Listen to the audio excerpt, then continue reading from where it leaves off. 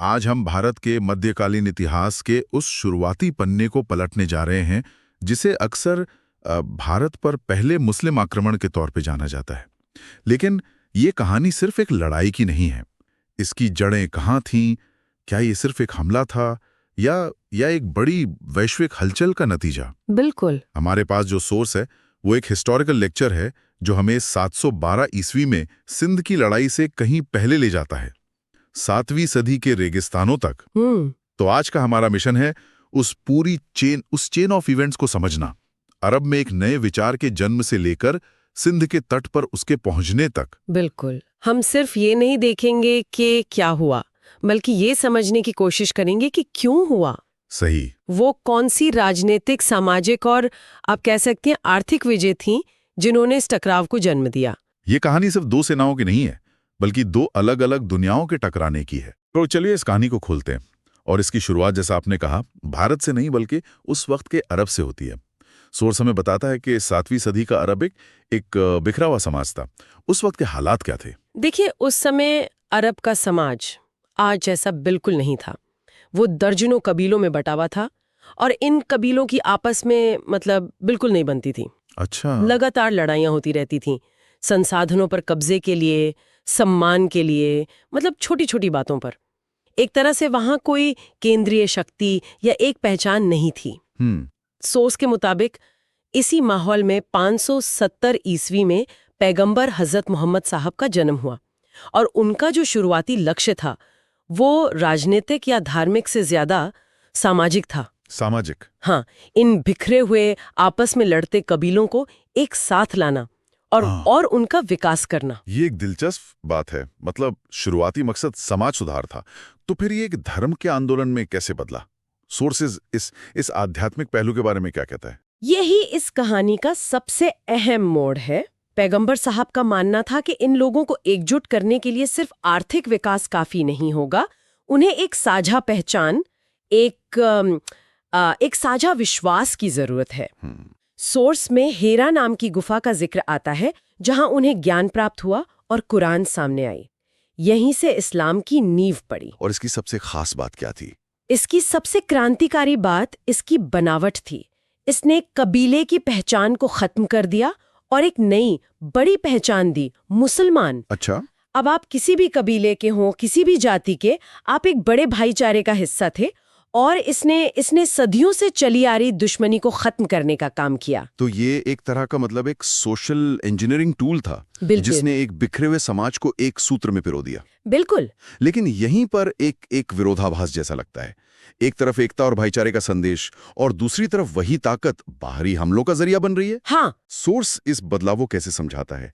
क्या ये एक स्वाभाविक परिवर्तन था या मूल विचारों से एक भटकाव? सोर्स इसे एक बहुत ही मानवीय नजरिए से देखता है। देखिए, जब कोई भी समूह, चाहे वो कोई कंपनी हो, कोई देश हो या कोई आंदोलन, जब वो बहुत ज्यादा ताकतवर हो जाता है तो अक्सर कुछ ऐसी चीजें होने लगती हैं जो किसी ने सोची भी नहीं होती। पैगंबर साहब का लक्ष्य आंतरिक सुधार था, लोगों को एकजुट करना।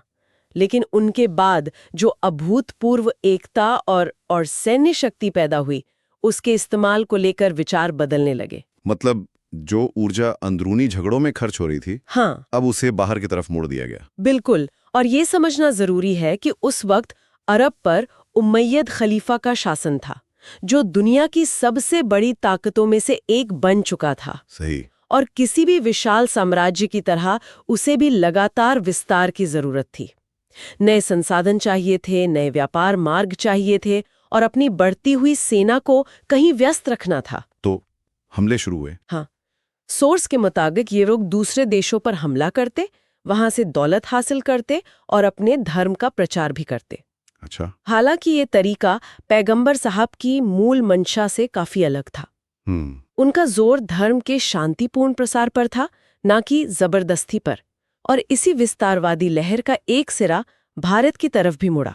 और शायद ये लहर उस समय के सबसे अमीर इलाकों में से एक, यानी भारत के तटों से टकराने ही वाली थी। बिल्कुल। तो अब कहानी भारत पहुंचती है। यहाँ हमारे सामने दो मुख्य किरदार हैं। एक तरफ उमैयद खलीफा का इराक में सबसे ताकतवर गवर्नर अल हज्जाज, और दूसरी तरफ सिंध का शासक राजा दाहिर, हाँ। इन दोनों के बीच टकराव की जमीन कैसे तैयार हुई? सोर्स यहाँ एक बहुत ही नाटकीय घटना का जिक्र करता है और यही इस पूरे टकराव का बहाना बनी। क्या घटना थी वो? कहानी ये है कि श्रीलंका से कुछ व्यापारिक जहाज अरब के लिए जा रहे थे। उनमें तोहफे थे और कुछ औरतें थीं। ठीक है। जब ये जहाज सिंध के देबल बंदरगाह के पास से गुजरा तो उसे लूट लिया गया। ये खबर जब अल हज्जाज तक पहुंची तो वो आग बबूला हो गया। एक मिनट, लेकिन क्या ये मानना थोड़ा आसान नहीं होगा कि एक मनगढ़ंत कहानी पर इतना बड़ा हमला हो गया? क्या उस समय राजा दाहिर के राज्य में समुद्री डाकुओं की कोई समस्या नहीं थी जिसका फायदा आपका सवाल बिल्कुल सही है। अल हज्जाज ने उठाया हो? बिल्कुल, और ज्यादातर इतिहासकार भी यही मानते हैं। ये बहुत मुमकिन है कि उस इलाके में समुद्री डाकू सक्रिय थे जिन पर राजा दाहिर का कोई नियंत्रण नहीं था। अच्छा। लेकिन अल हज्जाज जैसे शातिर और महत्वाकांक्षी गवर्नर के लिए ये एक सुनहरा मौका था। वो सिर्फ एक स्थानीय शासक नहीं था, वो उमैयद साम्राज्य के विस्तार का एक बड़ा चेहरा था। तो उसके लिए ये जहाज की लूट की कहानी एक बहाना भर थी। असली मकसद तो सिंध के अमीर बंदरगाहों और व्यापार मार्गों पर नियंत्रण करना था। तो उसने क्या किया? उसने फौरन राजा दाहिर को खत लिखा और हट जाने की मांग की। और राजा दाहिर का जवाब क्या था? राजा दाहिर ने साफ इनकार कर दिया।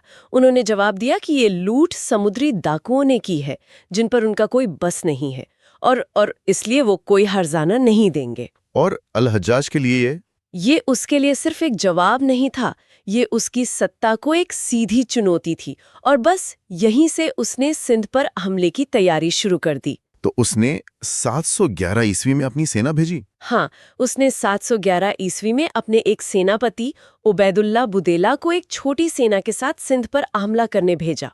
और यहाँ एक ऐसी जानकारी सामने आती है जिसे अक्सर नजरअंदाज कर दिया जाता है। वो क्या? वो ये कि ये हमला पूरी तरह से असफल रहा। असफल? हाँ, राजा दाहिर की सेना ने उबैदुल्ला को बुरी तरह हराया और उसे मार गिराया। ये भारत पर पहला मुस्लिम आक्रमण का प्रयास था, लेकिन एक नाकाम कोशिश थी। ये बात तो वाकई बहुत कम लोग जानते हैं। मतलब इतिहास हमेशा विजेताओं की कहानी सुनाता है, तो पहले असफल हमले को अक्सर भुला दिया जाता है। ये एक बहुत जरूरी डिटेल है। बिल्कुल। तो इस हार के बाद अल हज्जाज ने क्या किया?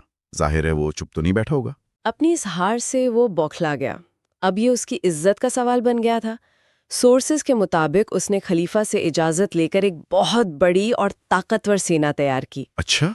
और इस बार उसने अपना सबसे काबिल सेनापति, जो उसका भतीजा और दामाद भी था, मोहम्मद बिन कासिम, उसे भेजा। 712 ईस्वी में कासिम एक विशाल सेना के साथ सिंध पहुंचा और इस बार नतीजा अलग था। क्या हुआ? एक भीषण लड़ाई के बाद राजा दाहिर हार गए और युद्ध में मारे गए। कासिम ने उनकी 2 बेटियों सूर्य देवी और निर्मला देवी को बंदी बना लिया और इसी को भारत पर पहला सफल मुस्लिम आक्रमण माना जाता है। तो एक झूठी या कम से कम एक तरफा कहानी ने एक सफल आक्रमण की नींव रख दी। हाँ, कह सकते हैं। इस जीत का भारत के लिए तात्कालिक मतलब क्या था? कासिम की जीत के फौरन बाद सिंध में क्या बदलाव आए? इसके असर बहुत गहरे और दूर तक जाने वाले थे। पहला तो ये कि कासिम सिर्फ सिंध पर कब्जा करके नहीं रुका। 713 ईस्वी में उसने मुल्तान पर हमला किया। मुल्तान? हाँ, जो उस समय एक बहुत ही समृद्ध शहर था। सोर्स बताता है कि मुल्तान के मंदिरों से उसे इतना सोना मिला कि उसने उस शहर का नाम ही स्वर्ण नगरी या सिटी ऑफ गोल्ड रख दिया। अच्छा, तो मतलब आक्रमण का एक बड़ा मकसद दौलत हासिल करना भी था? निश्चित रूप से। और प्रशासनिक स्तर पर सबसे बड़ा बदलाव क्या था? सबसे बड़ा और शायद सबसे विवादास्पद बदलाव था एक नए टैक्स की शुरुआत, जिसे जजिया कर कहा गया। जजिया कर? जी, ये एक धार्मिक कर था जो गैर मुसलमानों से उनकी सुरक्षा के बदले में वसूला जाता था। इसका मतलब था कि अगर आप इस्लामी शासन के तहत रहते हैं और मुसलमान नहीं हैं, तो आपको अपनी सुरक्षा के लिए एक टैक्स देना होगा। तो क्या ये धर्म परिवर्तन के लिए एक दबाव बनाने का तरीका था? इसे उस तरह से भी देखा जा सकता है। हाँ, लोगों के सामने एक विकल्प था, या तो इस्लाम कबूल कर लो और इस टैक्स से बच जाओ, या फिर जिजिया कर दो और अपने धर्म का पालन करते रहो। ये एक तरह का आर्थिक दबाव जरूर था। लेकिन सोर्स में? हाँ, सोर्स ये भी साफ करता है कि इस टैक्स से कुछ लोगों को छूट दी गई थी, जैसे ब्राह्मण, विधवाएं, विकलांग और बच्चे।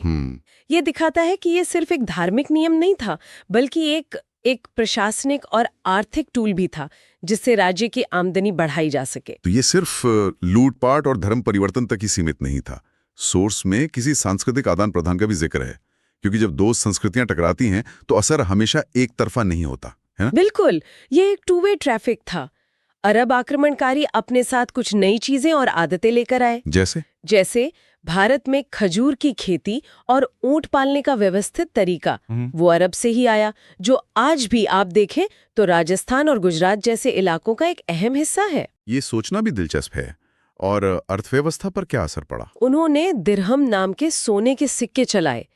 इससे क्या हुआ कि सिंध का जो व्यापार था वो उस विशाल इस्लामी साम्राज्य से जुड़ गया जो मध्य एशिया से लेकर स्पेन तक फैला हुआ था। अच्छा, तो एक तरह से ग्लोबलाइजेशन। एक तरह से, हाँ। इसके अलावा वो अपने साथ अरबी घोड़े लेकर आए। ये घोड़े अपनी रफ्तार और सहन शक्ति के लिए मशहूर थे, और इन्होंने आने वाली सदियों में भारतीय राजाओं की सैन्य रणनीति को हमेशा के लिए बदल दिया। और जैसा कि आपने कहा, ये एक टू वे ट्रैफिक था। भारत से अरब क्या गया? अरबों ने भारत से बहुत कुछ सीखा। भारतीय गणित, खासकर शून्य का कॉन्सेप्ट। शून्य? हाँ, शून्य। खगोल विज्ञान और चिकित्सा शास्त्र, ये सब अरब के रास्ते ही यूरोप तक पहुंचा।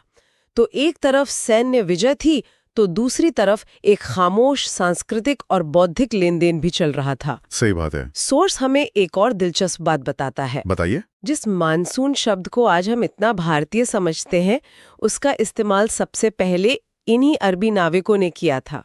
मौसम शब्द से मानसून बना। तो एक तरह से उन्होंने हमें सिर्फ अरबी घोड़े ही नहीं दिए, बल्कि हमारी हवाओं को एक नया नाम भी दिया। आज की हमारी बातचीत से ये साफ हो गया कि कैसे अरब में शुरू हुआ एक सामाजिक आध्यात्मिक आंदोलन सत्ता और साम्राज्य की राजनीति के चलते भारत के इतिहास का एक निर्णायक मोड़ बन गया। एक जहाज की लूट की कहानी, चाहे वो सच्ची हो या झूठी, एक ऐसी चिंगारी साबित हुई जिसने पूरे उपमहाद्वीप के भविष्य को एक नई दिशा दे दी। बिल्कुल, ये सिर्फ एक आक्रमण नहीं था, ये एक नई दुनिया की शुरुआत थी, जिसके अच्छे और बुरे दोनों तरह के नतीजे हुए। सही। और अंत में श्रोताओं के लिए सोचने के लिए एक दिलचस्प सवाल। सोर्स में राजा दायर की बेटियों सूर्य देवी और निर्मला देवी की कहानी का जिक्र है। हाँ, हमें ये सोचने पर मजबूर करती है कि इतिहास में कितनी ही बार शक्तिहीनों ने अपने से कई ज्यादा ताकतवर शासकों के बनाए नियमों और उनकी ही न्याय प्रणाली का इस्तेमाल करके अपने तरीके से इंसाफ हासिल करने की कोशिश की होगी।